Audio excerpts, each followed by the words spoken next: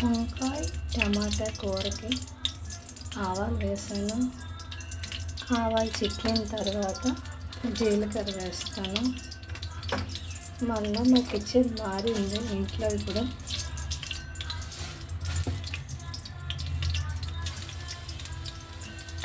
ఇంకా మాకు కిచెన్ దగ్గర అన్ని మొక్కలు అవి పెట్టుకున్నాను. జీలకర్ర వేగింది, పచ్చిమిరపకాయలు వేస్తున్నాను.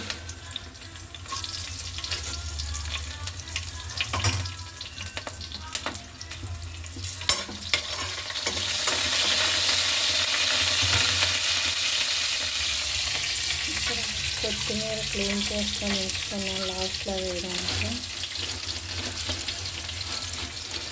మిరపకాయలు వేగిపోయాగా ఇప్పుడు ఉల్లిపాయలు వేస్తున్నాను.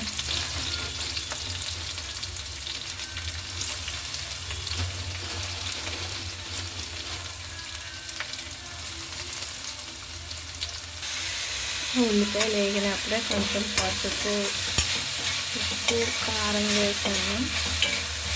ఇంకా లాగా సిమ్లో పెట్టి బాగా వేగిన తర్వాత టమాటా వేస్తాను. ఆయిల్ పైకి తేలింది. ఇప్పుడు ఇందులో టమాటా వేస్తాను. టమాటా వేసి మూత పెడతాను.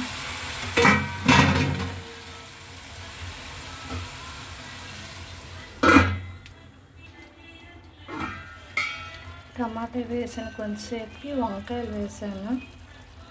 ఇంక ఇలా మూత పెట్టేసి ఉంచేస్తాను.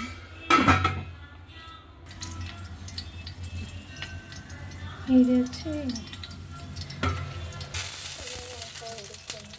టమాటా, ఇది ఉల్లికాడలకి మా గార్డెన్లో అయిన ఉల్లికాడల కూర ఇది.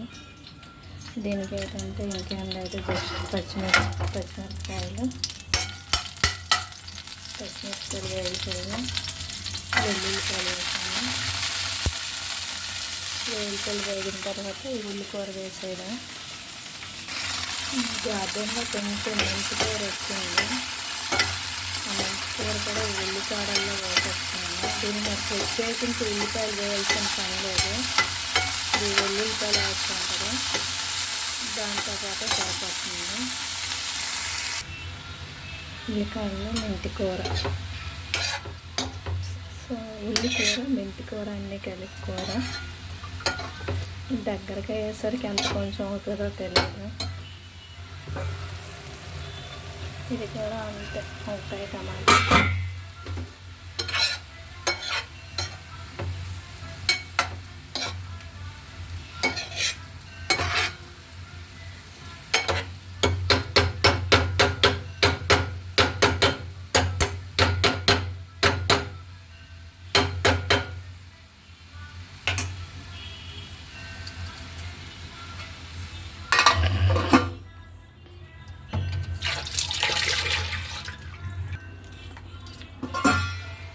ఉల్లికాడల కూర ఉడుకుతుంది ఒకవైపు, టమాటా వంకాయ కూర.